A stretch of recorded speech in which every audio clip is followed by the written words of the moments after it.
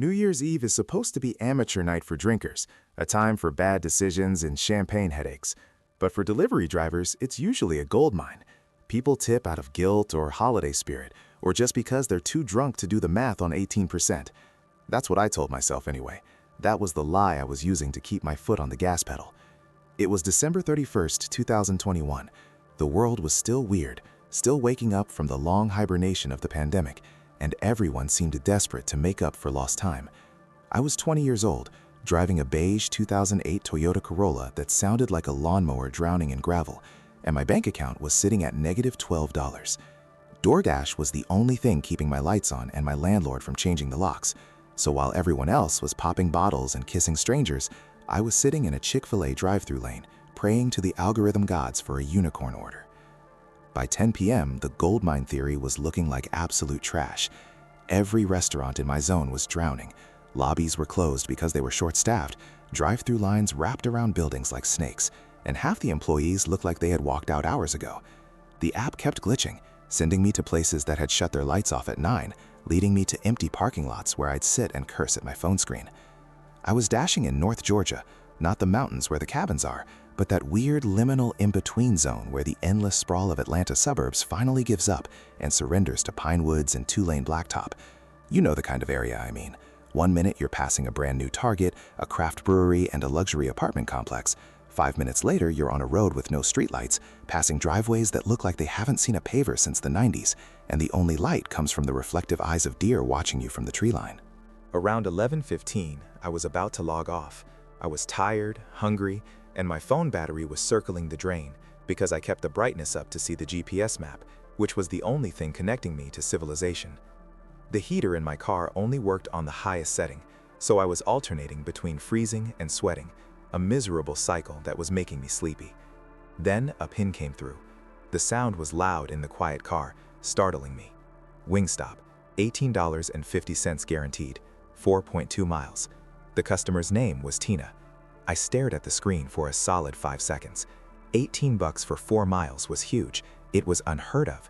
It was the kind of order you don't question because you're afraid looking at it too hard will make it disappear like a mirage.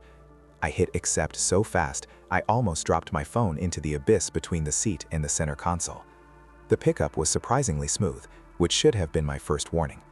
The Wingstop crew looked shell-shocked, fry grease hanging heavy in the air, phones ringing off the hook with angry customers wondering where their food was, but the bag was ready. I grabbed it, smelling the aggressive tang of lemon pepper and Cajun fries through the brown paper, and walked out into the cold night air. It was a wet, heavy cold that night. Georgia doesn't get snow often, but it gets this bone-deep dampness that settles in the valley and clings to your clothes. The air smelled like rain and gunpowder. Fireworks had started popping off early, little localized explosions above the tree line, flashes of red and green that lit up the low-hanging clouds like war zones. I tossed the bag on the passenger seat, plugged my phone into the fraying charger that only worked if you held the wire at a specific 45-degree angle, and started driving. The route took me away from the strip malls and the traffic lights. The further I drove, the darker it got. The road narrowed. The yellow lines faded until they were just memories of paint. The houses started spacing out, retreating back from the road until they were just mailbox numbers and long, dark tunnels through the trees. The GPS voice was the only sound in the car besides the hum of my tires and the rattle of the dashboard. Turn right on Old Mill Road. I turned. Old Mill Road wasn't really a road. It was a strip of cracked asphalt and pothole patches, barely wide enough for 2 cars to pass without someone losing a side mirror to a pine tree. The woods pressed in tight on both sides, branches hanging low like skeleton fingers trying to snag the roof of my car. Fog was starting to drift across the pavement in patches, wispy, ghost-like stuff that caught my high beams and threw the light right back in my face, blinding me for split seconds. I slowed down, gripping the wheel with both hands. "Your destination is on the left," the app chirped, its cheerful robotic voice completely at odds with the scenery. I looked left. There was nothing there, but a gap in the trees and a gravel driveway that disappeared into the absolute dark. No lights, no sign, just a black hole in the woods. I pulled the car to a stop at the mouth of the driveway, keeping the engine running. I didn't want to turn off the headlights. I felt like if I turned them off, the darkness would swallow me whole. My high beams cut a tunnel into the property, illuminating white gravel, tall weeds that swayed in the wind, and deeper in, the shape of a small, single-story house. It looked dead. No porch light, no warm glow from a living room window, no flickering TV blue, no Christmas lights, which felt wrong for the season. Usually, even the most remote houses have a wreath or a string of lights this time of year. Just a dark, silent box sitting in a clearing of overgrown grass. I checked the app again, hoping I'd read the address wrong. Drop-off instructions. Hand it to me. My stomach did a little flip. A cold knot formed right under my ribs. Usually, when a house is this dark, people want leave at door. They don't want you to see them in their pajamas, or they have barking dogs they don't want to wrangle, or they're just antisocial and want their wings without the human interaction. Hand it to me at a house with 0 lights on felt specific. It felt deliberate. I sat there for a minute, engine idling, the vibration humming through the steering wheel. The woods around me were silent, except for the occasional distant boom of a firework that sounded more like a cannon shot out here in the quiet. Every time one went off, I flinched. Okay, I muttered to myself. The sound of my own voice startled me. Maybe they're in the back. Maybe they're having a bonfire. Maybe the bulb burned out. I did what I always did when things felt sketchy. I used technology as a shield. I texted the customer. Me. Hey, this is your Dasher. I'm outside. House looks dark. Just want to make sure I'm at the right place. I watched the screen, willing the 3 little typing dots to appear. No read receipt. No movement. I waited 30 seconds. It felt like 30 minutes. Nothing. I hit the call button. It rang once, twice, 3 times. A hollow electronic sound, then clicked over to a generic voicemail. Please record your message after the tone. I hung up. Now I had a choice. A choice that seems simple in daylight, but feels like life or death in the woods at midnight. I could leave the food at the mailbox, take a picture, and bail. But the app tracks your location, and if you don't go to the pin, they can mark it as undelivered. If Tina complained, I could get deactivated. Plus, it was an $18 tip. I needed that $18. That was half a tank of gas. That was dinner for 2 days. Don't be a wuss, I whispered, angry at myself for being afraid of the dark. It's just a delivery. Get the money. I grabbed the greasy bag of wings, unbuckled my seatbelt, and stepped out. The silence hit me instantly. It wasn't the quiet of an empty room. It was the heavy, watching quiet of the woods at night. The air was freezing, biting at my exposed skin. My breath puffed out in a white cloud that hung in the air before dissolving. I clicked on my phone flashlight, the beam cutting a weak path through the gloom, and started walking up the gravel driveway. The stones crunched loudly under my sneakers, too loudly. Crunch, crunch, crunch. Every step felt like I was announcing myself to whatever was waiting in the trees.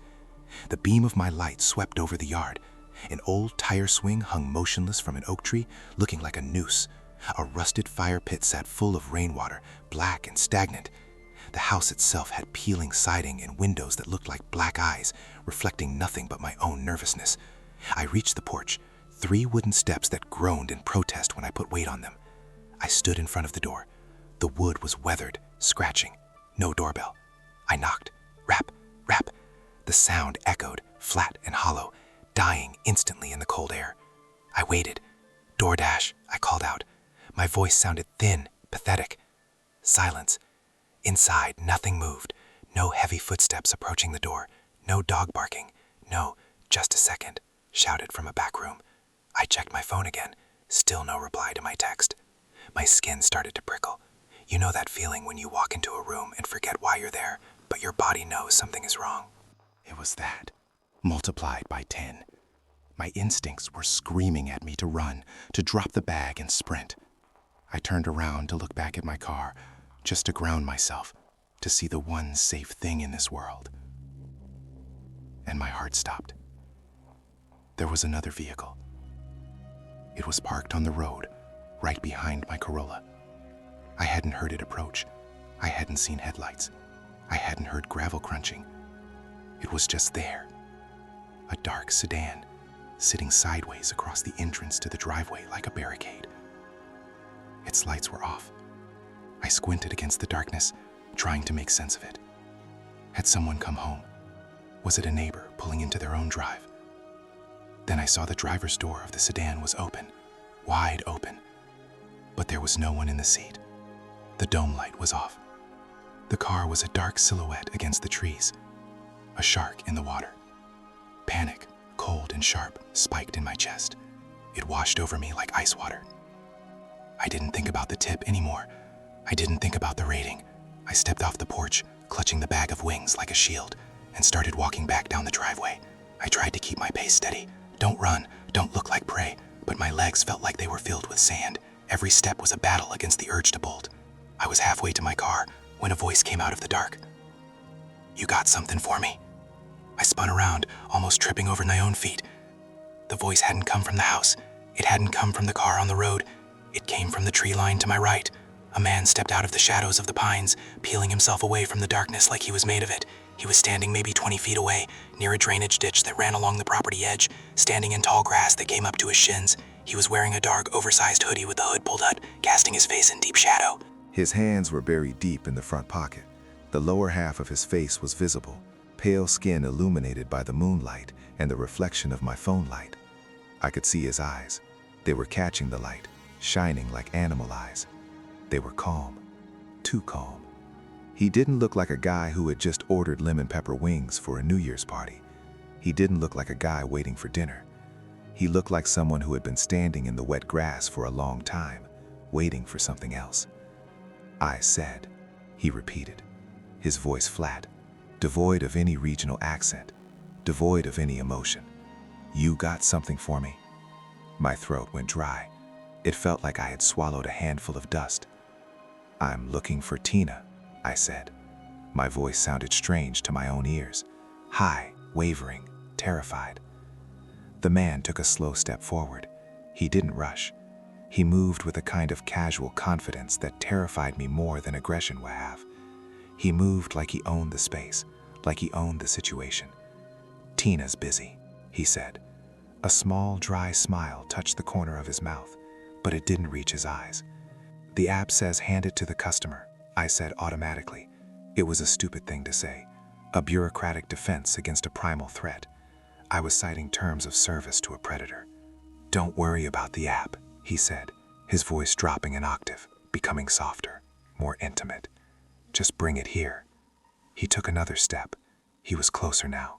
I could see the stubble on his chin, the wet mud caked on his heavy boots. I could smell him, a faint scent of stale tobacco and damp earth. I took a step back toward my car. My hand fumbled behind me, reaching for the door handle that was still too far away. "I can't do that," I said. "I'm gonna leave it at the door. You can get it there." "No," he said. The smile vanished instantly. His face went hard. "You're gonna bring it here, to me." I looked at his hands. They were still in his hoodie pocket, but the fabric was pulled tight, stretched over his knuckles, like he was gripping something hard. I looked at the car blocking the driveway exit. I looked at the dark house. It wasn't a party. There was no Tina. The whole thing, the name, the tip, the instructions, it was bait. I was the fish, and I had swum right up to the hook. "I'm leaving," I said. I turned and sprinted the last 10 feet to my car. "Hey!" he shouted. The casual tone was gone. It was a command now. "Get back here!" I heard heavy footsteps pounding the gravel behind me. Crunch, crunch, crunch, crunch. Fast, faster than me. I threw the bag of wings onto the passenger seat, fries spilling everywhere, and dove into the driver's side. My hands were shaking so bad I fumbled the door handle twice, my fingers slipping on the cold plastic before yanking it shut. I hit the lock button. Thud. His body slammed against the door just as the lock clicked. The car shook with the impact. I screamed, a short, sharp sound I couldn't hold back. His face was pressed against my window. Up close, his eyes looked glassy, wide, frantic. He wasn't smiling anymore. He looked hungry. He looked like he wanted to tear the door off its hinges. He yanked on the handle. It held. He slammed his fist against the glass. "Open the door," he roared, muffled by the glass, but still loud enough to vibrate in my chest. "Open the damn door." I jammed my keys into the ignition. My hand slipped. The keys clattered to the floor mat. "No, no, no," I begged, groping in the dark for them. My fingers brushed against the rubber mat, the pedals, trash. Outside, he stepped back and reached into his pocket. I saw the glint of metal. It wasn't a gun. It looked like a tire iron or a short crowbar. Something heavy, something rusted, something meant to break glass and bone. My fingers closed around the keys. I snatched them up, jammed them in, and turned the key. The engine sputtered. Error, error, error. Come on, don't die on me now. He raised the metal bar high above his head. The engine caught with a roar. I didn't check my mirrors. I didn't check the rear view. I threw the gear shift into reverse and stomped on the gas pedal like I was trying to brake it. The Corolla shot backward like a rocket. The man swung the bar, but the car was already moving. I heard a sickening thwack as the metal connected with the front quarter panel, a sound like a hammer hitting an anvil, but the glass didn't break. If I had been a second slower, that bar would have been embedded in my skull. I was flying in reverse down the gravel driveway, steering blindly, gravel spraying up against the undercarriage like machine gun fire. I remembered the sedan, the car blocking the road. I was going to hit it. I braced for impact, wrenching the wheel hard to the left at the last second, trying to thread the needle between the blocked exit and the ditch. My back tires hit the drainage ditch. The car bucked violently, the suspension screaming as I bottomed out. Mud and gravel sprayed everywhere. For a second, a terrifying, eternal second, I thought I was stuck. The wheels spun, whining high and shrill, digging deeper into the Georgia clay. Move, move, move. Then the tires caught traction on the edge of the asphalt. The car lurched up onto the road, fishtailing wildly. I slammed the shifter into drive, the transmission clunking painfully, tires screeching as I corrected the spin. I looked out the side window. The man was standing in the middle of the driveway, bathed in the red glow of my taillights. He hadn't chased me down the drive. He was just standing there, watching. He still had the bar in his hand, hanging loosely at his side. He wasn't running. He didn't need to run. And then, the sedan, the dark car that had been blocking me, turned its lights on. Blinding white LEDs flooded my rearview mirror. There was a driver in it. He hadn't been missing. He'd been waiting, sitting there in the dark, watching me walk up to the porch, watching his partner step out of the woods. I floored it. My little four-cylinder engine screamed as I pushed it faster than it was ever meant to go on a road like that. The trees blurred into a black tunnel. The fog swirled in my headlights, disorienting and thick. The car behind me accelerated. I could see their lights getting closer, dipping and rising with the bumps in the road. They were faster than me, much faster.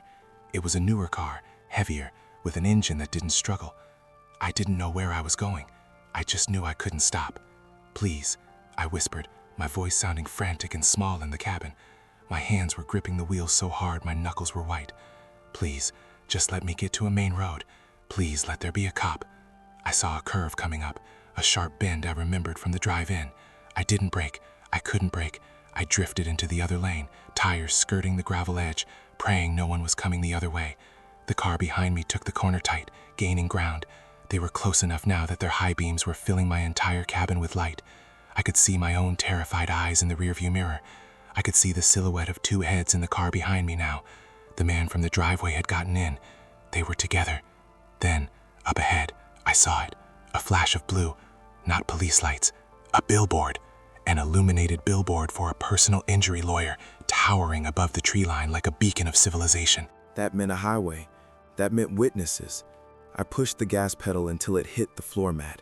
The engine whined in protest, shaking the whole frame. The road widened. The trees fell back. I burst out of the woods onto a 4-lane state highway. There were cars, real cars, traffic, people driving to parties, people going home. I swung into the right lane, cutting off a massive pickup truck that honked its horn long and angry. I didn't care. I wanted to hug that truck driver. I wanted to kiss his bumper. I checked the mirror. The sedan had stopped at the mouth of Old Mill Road. It sat there for a second, idling, its headlights burning into the distance, watching me go. Then it turned around and disappeared back into the dark. I didn't stop driving. I drove for 10 miles, shaking so hard my teeth were chattering. I didn't realize I was crying until I tasted salt on my lips. My heart was beating so fast it hurt, a physical ache in my chest. My phone buzzed on the passenger seat. I flinched like it was a gunshot. I almost swerved off the road. I glanced at the screen. DoorDash notification. Customer reported order never arrived. I let out a sound that was half laugh, half sob. "Yeah," I choked out, wiping tears onto my sleeve. You think it didn't arrive?" I pulled into a quick-trip gas station 3 towns over. The lights were fluorescent and bright, safe and sterile. It was the most beautiful place I had ever seen. There were people pumping gas in party hats, girls in glittery dresses buying White Claws, a cop drinking coffee in his cruiser. I parked under the brightest light I could find, right next to the front door, and killed the engine. For a long time, I just sat there. I looked at the passenger seat. The bag of Wingstop was still there. It had tipped over during the escape. Grease had leaked onto the fabric seat, leaving a dark stain. Cold fries was scattered on the floor mat like confetti. I picked up a fry and ate it. It was cold and soggy and tasted like cardboard and fear. I ate another one. I didn't even taste it. I just needed to do something normal. I stepped out and checked the side of my car. There was a dent in the front fender, right above the wheel well. A deep, jagged crease where the metal bar had hit. Paint was chipped away, exposing bare metal. A permanent souvenir. If he had been 6 inches to the right, that bar would have gone through my window. My phone buzzed again. New order, McDonald's, 650, 2.1 miles. I stared at the accept button. The countdown timer was a little green circle, shrinking, shrinking. The smart thing to do was go home, log off, delete the app, throw the phone out the window, never drive down a dark road again, go home and lock the door and push a chair under the handle. But my rent was due on the 1st. My bank account was still negative. And that bent in my fender wasn't going to fix itself. It was going to cost money I didn't have. My brain did that thing it always does, the thing where it rationalizes the horror away to survive capitalism. It was a one-off, it whispered. Just bad luck. Lightning doesn't strike twice. You're safe now. You're in a lighted area. I wiped my eyes with my sleeve. I took a deep breath that shuddered in my chest, trying to steady my hands. I hit accept. I drove for another 2 hours that night. I delivered burgers to drunk college kids. I delivered tacos to a tired nurse. But every time I turned down a dark street, my heart hammered against my ribs like a trapped bird. Every time a car pulled up behind me, I flinched and checked the locks. I never found out who Tina was. I never called the cops. What was I going to tell them? That a guy looked at me weird and hit my car. In that part of Georgia, that's just a Tuesday night. Without a plate number, without a face, it was just a story. But sometimes when I'm driving late and the GPS tries to send me down an unpaved road to save 2 minutes, I pull over. I don't care if it adds 10 minutes to the trip. I don't care if the customer gets mad. I cancel the order and I turn around. Because I know what's waiting in the dark. I know that the woods aren't empty. And I know that sometimes the only difference between a bad tip and a missing person poster is how fast you can find reverse.